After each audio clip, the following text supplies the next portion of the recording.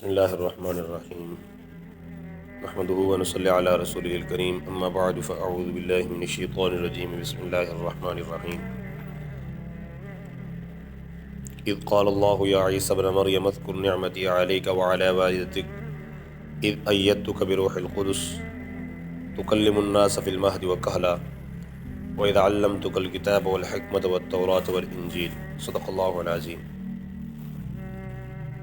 اس وقت کو یاد کرو جب اللہ تعالیٰ نے فرمایا اے عیسیٰ بن مریم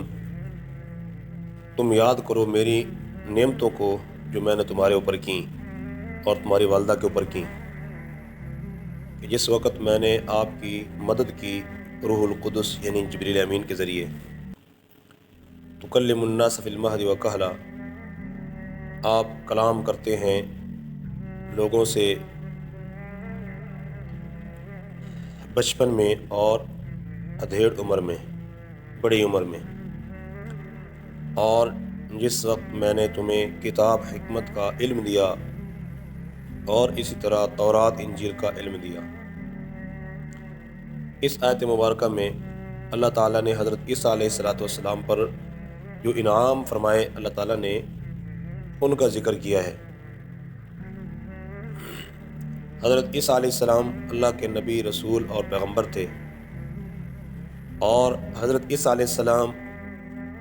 اللہ کے وہ واحد پیغمبر تھے جو اللہ کی ایک نشانی تھے،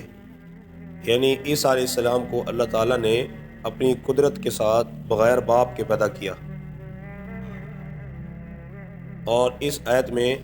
اللہ تعالیٰ نے ابن مریم کہہ کر عیسیٰ علیہ السلام کو مخاطب کیا ہے کہ اے مریم کے بیٹے عیسیٰ۔ اس میں رد ہے ان لوگوں کے نظریے اور عقیدے کی جو حضرت عیسیٰ علیہ السلام کو الہ، معبود اور خدا، رب قرار دیتے تھے۔ نصارہ عیسیٰ علیہ السلام کو رب قرار دیتے ہیں،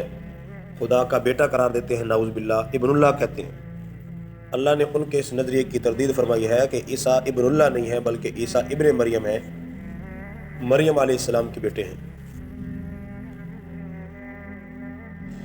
اللہ تعالیٰ نے اپنی نعمتوں کا ذکر کیا ہے کہ اے عیسیٰ میں نے تیرے اوپر نعمتیں کی ہیں اور تیری والدہ کے اوپر نعمتیں کی ہیں۔ تو اللہ تعالیٰ نے عیسیٰ علیہ السلام اور آپ علیہ السلام کی والدہ پر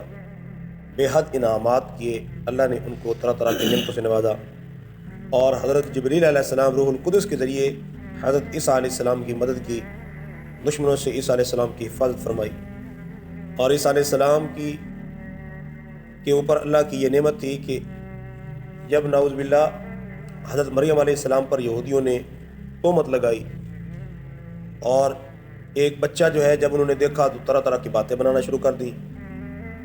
تو حضرت مریم علیہ السلام نے ان کی باتوں کے جواب میں کوئی زبان سے بات نہیں کی، بلکہ یوں اشارہ کر دیا کہ یہ بچہ گواہی دے گا۔ اب وہ کہنے لگے کہ یہ بچہ کیسے گواہی دے سکتا ہے، یہ تو معصوم بچہ ہے گود میں، تو یہ کیسے گواہی دے سکتا ہے؟ تو اس وقت عیسیٰ علیہ السلام نے بالکل بچپن کی حالت میں کلام کیا تھا، قال انی عبد اللہ آتانی الکتاب وجعلنی نبیا، کہ میں اللہ کا بندہ ہوں، اللہ تعالیٰ مجھے کتاب دیں گے، مجھے نبی بنائیں گے۔ تو یہ بچپن کی بات ہے۔ تو اللہ تعالیٰ نے یہاں ذکر کیا ہے کہ آپ لوگوں سے بچپن میں بھی آپ نے کلام کیا ہے اور ادھیڑ عمر میں بھی آپ کلام کریں گے۔ حضرت عیسیٰ علیہ السلام کے بارے میں ہم سب مسلمانوں کا یہ عقیدہ ہے، یہ نظریہ ہے کہ عیسیٰ علیہ السلام زندہ آسمانوں پر صحیح سلامت موجود ہیں۔ قیامت کے قریب حضرت عیسیٰ علیہ السلام اس دنیا پر نزول فرمائیں گے،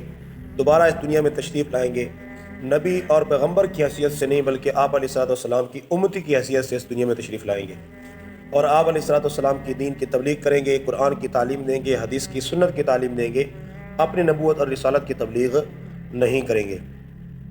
تو یہی فرمایا، بچپن میں بھی کلام کیا، ادھیڑ عمر میں، بڑی عمر میں بھی جب دنیا میں دوبارہ تشریف لائیں گے تو یہاں عیسیٰ علیہ السلام نکاح بھی کریں گے، ان کی اولاد بھی ہوگی، ان کی وفات بھی ہوگی، اور آپ علیہ السلام کی قبر نبی علیہ السلام کے روضہ اقدس کے اندر